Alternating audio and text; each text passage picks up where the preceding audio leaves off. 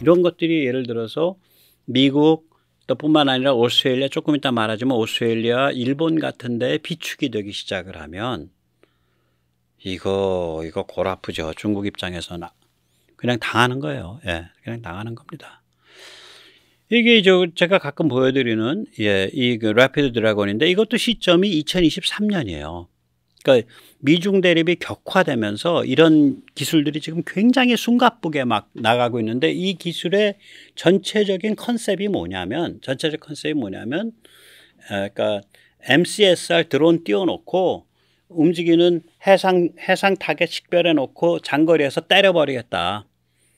그 방식을 써서 너희는 제일도련 바깥으로, 제일도련 동쪽으로 못 나올 뿐만 아니라 너희를 전부 제일도련 서쪽에 몰아놓고, 즉 다시 말하자면 남중국해, 대만 해협, 동중국해, 서해에 몰아놓고 너희를 아예 중국 근처에 중국 근해 리토럴 씨, 중국 근해에 몰아놓고 거기를 너희의 해군의 무덤으로 만들어 버리겠다. 이게 핵심 개념이고, 그러한 미국의 핵심 전략이 나오게 된 배경은 중국이 어마무시하게 흉악한 전략을 내놓은 거였거든요. 먼저 번이 뭐냐면 아까 말씀드렸지만 우리가 대만을 공격할 때 우리 너희 괌 때릴 때인데, 괌을 때리거나 이럴 때 이 너희가 한반도에 있는 한국군이나 너희 주한미군 꼼짝 못하게 북한에다가 핵과 미사일을 갖다 놓겠다. 이게 중국의 이제 전략이었던 거죠. 그것에 대해서 미국이 역전략으로 이렇게 걸고 들어간 겁니다. 예. 뭐 살벌한 거죠. 예, 살벌한 겁니다. 그러니까 이제 이런 파워로 걸고 들어가니까 중국은 2개의 전선을 가지고 협박을 한 건데 미국은 거기에 아예 5개의 전선을 가지고 올인을 한 거예요. 예. 이 토마호크를 일단 좀 정정을 하겠습니다. 이게 워낙 기술이 빨리 발전해서 저도 착각해서 처음에 제가 이걸 설명할 땐 토마호크가 해상 이동 표적을 칠 수 있다라는 식으로 설명을 했다가 또 어저께 설명할 때는 헷갈려가지고 토마호크는 원래 고정 표적용인데 라고 해서 또 그걸 제가 뒤로 물렀었는데 다시 확인해 보니까 2021년 블록 5부터 토마호크는 지상 수상 안 가리고 고정 이동 안 가리고 다 때립니다. 그래서 블록 5로 지금 천하통일되고 있더라고요. 다시 이제 공부를 해보니까 모든 토마호크를 블록 5 신형으로 다 바꾸고 있어요. 2021년 재작년부터입니다. 사거리는 1666km고요. 발사는 토마호크는 배에서도 발사할 수 있고 잠수함에서도 발사할 수 있고 지상에서도 발사할 수 있어요. 그 다음에 표적은 말씀드린 대로 땅 위에 있는 거든 물 위에 있는 거든 움직이는 거든 고정되어 있는 거든 다 깹니다. 뭐 이런 물건들이 이제 막 축적되고 있는 거예요. 뿐만 아니라 이제 이 미국이 해병대용으로 무인 토마호크 발사 차량을 배치하기 시작을 했습니다. 저게 무인 차량이에요. 그러면 야, 무인 자동화의 목적이 뭐야? 예, 제가 짐작을 해본 겁니다. 자, 이거 어차피 뭐 1600km 바깥에서 들판에서 쏘는 건데 산 뒤에서 숨어서 쏘거나 뭐 유인이든 무인이든 이거 병력 보호 때문에 이렇게 하는 거 아니다. 이거 워낙 장거리라 병력 보호가 목적이 아니에요. 그럼 이게 왜 이렇게 하는데, 이게 무기가 전술 무기지만 치명적이잖아요. 저거 한 방 맞으면 저게 거의 500km에 가까운데 탄두가 한 방 맞으면 항공모함도 박살 나는 거예요. 그러니까 이런 치명적 무기를 분산 배치를 해놓고 발사나 이런 거의 권한을 현장에 주게 되면 세계대전 나는 거 아니에요? 잘못하면 세계대전 나는 거 아니에요. 그러니까 무인화 시켜놓고 원격에서 조정하는 거죠. 마치 지금 미국의 대부분의 그 드론들이 그 네바다에 있는 미군 공군기지에서 다 운영하거든요. 원격에서. 그게 뭐 아프간에서 뜨던, MQ-9이 아프간에서 뜨던, 혹은 그게 무슨 뭐 흑해 크리미아 반도 위에서 뜨던 그거 현장에서 운영 안 해요. 그 네바다에 있는 미국 공군기지에서 운영합니다. 네. 그러니까 그런 것처럼 저것도 비록 전술적 성격의 무기지만, 그러니까 비핵 무기이지만 워낙이 치명적이기 때문에 원격에서 그러면 저게 이제 해병이나 육군은 여기저기 흩어놓고 운영할 수밖에 없잖아요. 그럼 그거를 현장에 대위 중령이 했다. 그러면 뭐 저게 뭐 좀 성격이 좀 그런 좀 그 요번에 해병대 박대령 같이 좀 이해할 수 없는 행동을 하는 사람이다. 그러면은 자기가 그냥 뭐 머리 좀 이상한 생각 들어서 그냥 눌러버리면 세계대전 나는 거 아니에요. 아마 그게 목적인 것 같다라고 봐요. 그러니까 저런 무기를 만들었다는 얘기는 뭐냐면 분산해서 쫙 깔겠다 이 소리예요. 그러니까 무인화의 목적이 분산해서 쫙 깔아놓고서도 관리 가능하게 만들겠다. 이게 저는 목적이라고 봅니다. 그러면 저걸 필리핀과 오키나와에 올 때 분산 배치하면 무슨 일 벌어지겠냐고요. 미국 해병이 있는 곳에 다 분산 배치해버리면. 참고로 오스트레일리아와 일본도 저 차량 말고 아까 말씀드린 토마호크 블록 5를 대량 구매하기 시작했습니다. 오스트레일리아는 약 그러니까 10억 달러 정도를 구매를 지금 하고 신청을 했고요. 그게 9억 8천만 달러인가 그렇고요. 일본은 16억 달러어치를 토마호크를 구매 신청을 해놓은 상태입니다. 블록 5를 1666km 가는 거. 배에서든 지상에서든 그리고 상대방은 이동이든 고정이든 배, 뭐, 물 위에 있던 땅 위에 있던 다 때릴 수 있는 거. 그렇게 가고 있어요. 자, 미국의 발빠른 행보를 한번 보시죠. 필리핀의 그게 EDCA 협약에 의해서 9개 군사기지를 작년 올해 초에서 확보를 했죠. 이 9개 군사기지에 저런 거 갖다 놓으면 어떡하냐고. 중탄핵 미사일 대량 배치해버리면. 예. 저기 뭐 육군기지, 해병기지 뭐 줄줄이 다 있네. 갖다 놓으면 어떡할 텐데. 그 다음에 이제 일본 가고시마에 올해 4월에 MQ-9 편대를 이제 배치를 했단 말이죠. 일본 가고시마. 예, 일본 가고시마니까 이제 큐슈에 있는 거죠. 뭐 잘 아시는 분들은 저보다 잘 아시겠죠. 저는 한 번도 가본 적이 없죠, 여기죠. 그 다음에 괌에 미사일 방어 레이더 포대를 20개소에 설치하겠다는 거거든요. 그러니까 여기는 이 녹색으로 되어 있는, 즉, 제1도련 동쪽은 너희 나오지 마, 이 소리고, 그럼 이제 가둬지게 되잖아요. 이 남중국해, 대만해협, 동중국해, 서해에 가둬지게 되는데 여기는 너희를 완전 가둬놓고서 사냥을 해버리겠다. 예, 아까 그 MCSR 드론 띄우고 중탄핵 미사일로 사냥해버리겠다. 그 얘기죠, 뭐. 예, 그렇게 되는 겁니다. 이게 뭐 살벌한 거죠. 예. 자. 이제 그 일본도 이제 미국제 무기를 쓰게 되는 거죠. 예, 그래서 일본도 미국제 무기를 써서 예, 그 2022년 12월 16일 날 방위 전략 3문건이 나오죠. 문건 3개가 나오는데 그래서 작년 말부터 MQ-9 구매를 배치 시작을 했고요.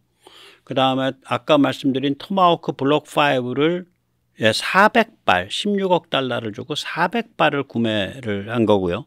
그러니까 이제 부대 장비 같은 게 있어서 좀 더 가격이 올라갔겠죠. 저게 한 발에 한 300만 달러 좀 넘으니까 1억 2천만 정도 될 텐데 전체 금액이 12억 달러쯤 될 텐데 전체 금액이 16억 달러예요. 그 다음에 일본은 제슴 ER도 대량 구매를 시작을 했습니다. 그래서 이제 조금 있으면 이제 나오겠지만 예, 자국산 C2 수송기에 제슴을 대량 투하하는 시스템 래피드 드래곤을 미국이 이제 설치해 주기 시작을 했죠. 저게 이제 그 지상 타격을 하는 거는 한 926km를 가고요. 이제 그 배를 타격을 하는 거는 이제 그 한 500km, 505km 갑니다. 그러니까 뭐 C2 수송기가 500km 밑에 500km 바깥에서 저거 한 18발 놔버리면 중국 배 18척은 한꺼번에 골로 간다는 거죠. 예. 일본이 이제 그 2021년만 해도 중국과 훈훈했어요. 예, 우리랑 다릅니다. 중국과 훈훈해 가지고 그때 미국의 이 LRASM을 구매하는 걸 거부했습니다. LRASM 그러니까 이 그 505km 가는 그러니까 그 대함 제슴을 그땐 거부했었어요. 예, 요번에 이제 래피드 드래곤에 포함될 것 같은데, 대함 제슴이. 예, 근데 이 2021년 LRASM을 구매 거부했던 거를 그 결정을 이제 뒤집을 수도 있을 거다. 저는 그렇게 보고 있습니다. 예. 자, 그럼 한국은 어디쯤 와 있을까? 예, 참 좀 짜증납니다. 예, 일본, 오스트레일리아에 비하면 한없이 초라해요. 한국의 군사력 중에 이 매능과 중타능은 가장 약한 분야입니다. 이거는 뭐 문재인이가 뭐하고 뭐 뒷다리 잡은 건 더 말할 것도 없지만, 예. 이게 기본적으로는 미국이 한반도의 긴장을 관리한다는 그런 정책 때문에 이런 종류의 군사력을 미국이 제공을 안 한 거죠. 예, 그러면 이제 한국 군사력은 기형적으로 육군에 치중되게 되죠. 이런 게 퍽퍽 돌아가야 해공군이 발달하거든요. 그렇게 이제 악순환이 되는 거죠. 우리는 중타능 미사일도 없고 이를 유도할 수단도 없고, 이제야 이제 무아브를 생산하고 중타능 미사일을 개발하는 겁니다. 이제 처음 개발하는 중타능 미사일이 이제 천룡이죠. 아마 한 800km, 900km 갈 겁니다. 요즘 기술로 개발하니까. 그러니까 타우루스보다 훨씬 많이 갈 거예요. 제가 예측하기는. 예. 그러니까 제즘 ER에 육박할 거다. 제가 예측하기엔 제즘 ER 926km 가는 거 공대지 거기에 육박할 거다. 근데 시커를 여러 가지 종류를 다루면은 그게 지상 이동 표적도 노릴 수 있을 거다. 지상 그러니까 움직이는 차량도, 예, 지상 저것도 노리고 지상 이동도 노리고, 그러면서 다시 또 좀 더 변형을 시키면은 한 500km쯤 가는, 한 600km, 500~600km를 가는 LRASM, 그러니까 LRASM, 예, 그걸로도 변화가 될 수 있을 거다. 그러니까 제즘이 겪어온 그 변화 과정을 겪을 수 있을 거다. 이렇게 생각을 합니다. 지금 한국에 가지고 있는 건 주로 이제 하푼하고 해성인데요. 하푼은 저게 오래된 물건이 되나가지고 지상발사, 함정발사, 공중발사, 잠수함 발사 다 있습니다. 저는 대한민국 잠수함에 하푼이 들어있는지 해성이 들어있는지 모르겠는데 아마 해성 넣었겠죠. 해성이 좀 더 하푼보다 파워가 세니까. 예, 하푼은 지상발사, 함정발사는 139km 가고요. 공중발사는 220km 갑니다. 그러니까 아까 우리가 봤던 예를 들어서 LRASM은 공중발사가 505km 가거든요. 거기에 비하면은 뭐 참 초라하죠. 또 지상발사, 함정발사 저거를 토마호크랑 비교해 보십시오. 토마호크 1600km랑 비교해 보면 뭐 말하자면 10 한 2분의 1 뭐 그렇게밖에 안 되는 거죠. 예, 저거 12배 해야 이제 토마호크 가는 거리 나오는 거죠. 그러니까 저희가 굉장히 이제 제한되어 있는 거예요. 굉장히 이 능력이 엄청 제한되어 있는 거예요. 저희의 매능과 중타능 능력이 엄청 제한되어 있다. 예, 이건 이제 기본 배경은 미국이 이제 한반도 긴장 관리를 하겠다 이런 정책 때문에 한국에는 이런 무기를 잘 안 준 거예요. 대만에도 안 줬습니다. 예. 근데 이제 대기만성이죠. 이제 미국이 안 주니까 우리는 이제 우리식으로 나가고 있는 거죠. 우리가 따로 개발해서. 그래서 미국 입장에서는 속이 편하게 됐죠. 그러면 한국이 저거 너희가 중국한테 야 너희가 저렇게 약 올리고 너희가 북한에다 핵과 미사일 밀어주니까 한국 쟤들 결사적으로 하잖아. 나도 못 말려 저건. 못 말리는 거야. 너희 알아서 해라. 그렇게 되는 거죠. 그래서 우리가 그냥 미국과 함께 움직이는 동맹의 한 부분이면서 동시에 국제적 응징을 할 때는 따로 움직일 수 있고 그 국제적 응징의 결과에 의해서 세계대전으로 번지는 걸 막는 건 그건 미국 비즈니스고 이게 우리 자주국방 개념이죠. 그래서 저는 향후 5년에서 한 7년 안에 지금 현재 상태의 미국의 매눈, 지금 현재 상태의 미국의 중타능 주먹을 한국이 아마 따라잡을 거다. 그래서 공대지 이동 표적은 지금 제즘 ER이 926km 그 정도 갈 거다. 이게 천룡이 제일 먼저 갈 거예요. 천룡이 지금 한 2년 남았죠, 개발이. 예. 그 다음에 이제 공대함 이동 표적이 저게 LRASM인데 505km인데 저기 천룡 한 900km, 800km 가는 거 개발되고 나면 저 공대함 이동 표적 개발하는 거는 조금 쉬워질 겁니다. 예. 그 다음에 이제 토마호크 블록 5에 해당하는 건데 지상, 함상, 잠수함 발사, 수상, 지상, 이동 표적 1666km 가는 건데 이게 아마 우리 현무3 순항미사일 현무3C가 1500km 가는 거거든요. 그거를 이동 표적화 시키면 저게 될 수 있어요. 좀 변형시켜서. 예. 그래서 이게 언제 갈지 모르겠는데 이게 아마 미사일이 문제가 아니라 이제 매눈이 문제가 되죠. 그러니까 무아브나 아까 말씀드린 대로 무아브 같은 장기 채공 고급 MCSR 말고 또 그건 그거대로 뜨고 그 밑에서 그걸 보조해 줄 수 있는 소모성 MCSR이 같이 가면서 미사일이 튀어 들어오는 거거든요. 그래서 이제 이런 그 전에 보여드렸던 이런 방사형 그 그래프를 그려보면 우리가 뭐 미사일의 추진 방식, 미사일의 탐지 능력, 미사일의 비행 및 적중 이거는 우리가 많이 따라가 있어요. 그런데 우리가 데이터 링크 지금 없거든요. 저게 되려면 저게 2026년인가 2025년이죠. 한 2년 있어야 나옵니다. 저게 되려면은 저게 뭐냐면 미사일이 비행 중일 때 데이터로 연결해 가지고 그 여러 가지 정보를 미사일과 주고받는 것. 그거 안 돼 있거든요. 데이터 링크 당연히 안 돼 있죠.